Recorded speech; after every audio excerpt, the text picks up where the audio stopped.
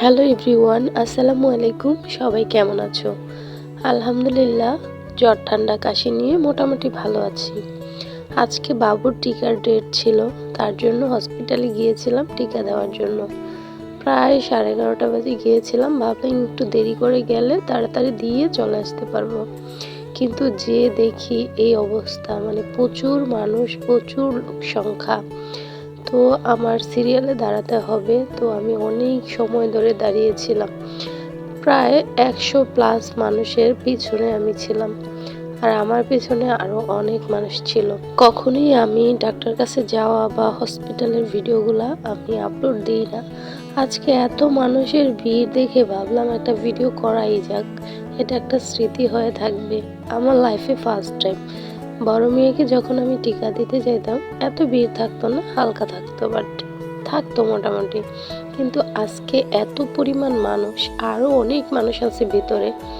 মানে এই 2-3টা সিরিয়ালে আমরা থেকে তারপর টিকিট কেটেছিলাম, এখান থেকে ভিতরে যাব, সেখানেও আবার সিরিয়ালে দাঁড়িয়ে থেকে তারপরে টিকা দিব, তারপরে বাসায় যেতে পারবো।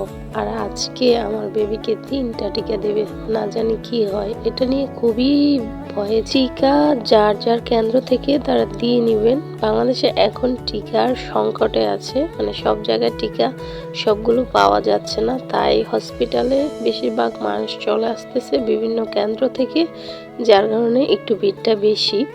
তো সবাই সরকারি টিকাগুলো দেওয়ার জন্য চেষ্টা করবেন বাচ্চাদেরকে, এটা খুবই গুরুত্বপূর্ণ এবং ইম্পর্ট্যান্ট একটা পার্ট। তো এই সরকারি টিকাগুলো সব বাচ্চাদের অধিকার এবং ওদেরকে এগুলো দেওয়া খুবই জরুরি। সবাই যার যার নিজ কেন্দ্র থেকে বা নিজ এলাকা থেকে আপনারা এই টিকাগুলো অবশ্যই দিয়ে নেবেন। এখন আমার সিরিয়াল শেষ হলো, কিন্তু একটা প্রবলেম হয়ে গেল যে আমি নাম ঠিকানা একটা কাগজে লিখে নিয়েছি, এটা 2টা কাগজে লেখার কথা ছিল, বাট আমি জানতাম না। এখন আমার জমা দিতে গিয়ে এইটা আমার প্রবলেমে পড়তে হয়েছে। কলম আর খাতার দরকার ছিল, যেগুলো আমি লিখবো।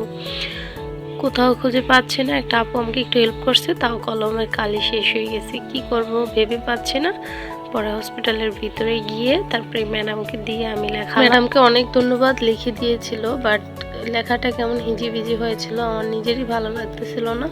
পরবর্তীতে গিয়ে আবার লাগবে 2টা, তারপর আবার আসছি, আইসা অন্য একটা ডাক্তারের কাছে বেবিটাকে দিয়ে তারপর আরেকটা কাগজ খাতা নিয়ে কলম নিয়ে আমি 2টার মধ্যে সুন্দর করে লিখে মোট 4টাতে লিখছি, যা লাগে লাগবে। পরে ওখানে আমি 3টা জমা দিতে হয়েছে, একটা ওরা আমাকে রিপিট করছে, আর হচ্ছে যে 2টা ওরা জমা নিয়ে গেছে।